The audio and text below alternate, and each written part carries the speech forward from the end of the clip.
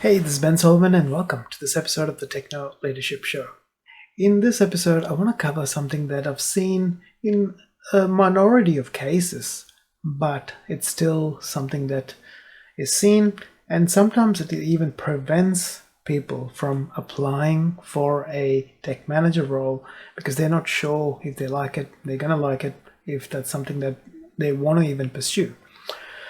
In a lot of cases, if you've done all the work on knowing your strengths, knowing the value that you bring, the skills, experience, and the vision that you have for being a tech manager and your life, obviously they have to integrate together in some form or another.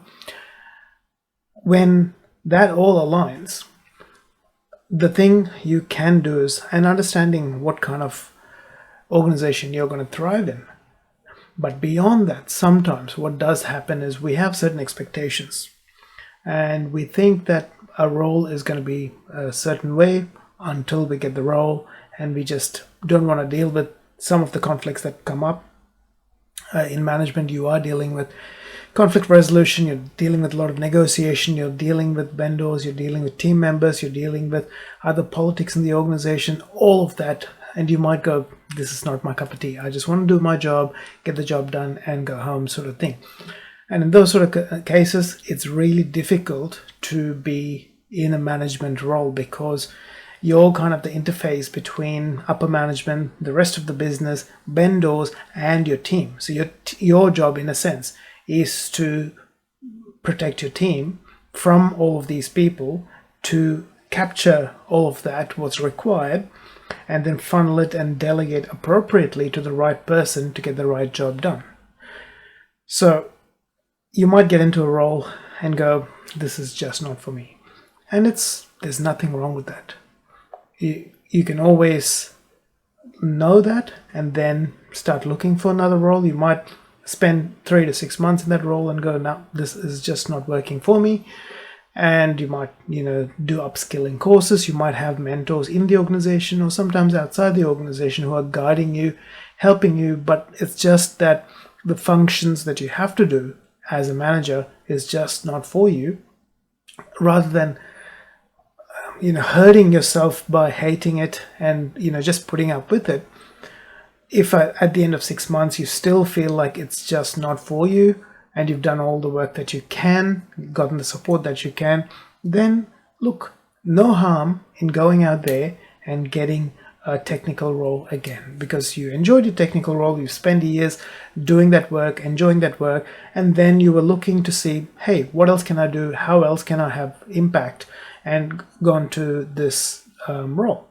And because you've figured that, this is not for you, there's nothing wrong with that. When you go to recruiters and they ask you, hey, you've been here for just 6 months and you've gone up, and then you're looking at a role that's kind of sideways or even, backwards if you want to look at it from some people's impression. There is that whole mindset of, you have to be growing into management and leadership and that sort of thing, which is not everyone's game. Some people just want to do their job, get that energy and energized by the work that they do, by the impact that they have from that work, rather than having to deal with all the other aspects of management and leadership. And let them know when you speak to recruiters and they go, hey, why are you looking for another role, and which is something that you're going back out of management? Isn't this the role that you wanted? And be honest with them and say to them, look, this is the role I thought I wanted.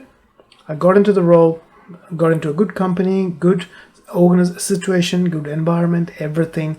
I've been supported by mentors and everything to see if I can, normalize and take up this as my new normal in a sense. But I just don't feel like dealing with all the managerial burdens, and I like doing technical work. So I'm looking at technical work to stay in there, to specialize in certain areas and go from there. And being honest means these recruiters know for sure that, one, you're not bailing because you're in trouble with the organization.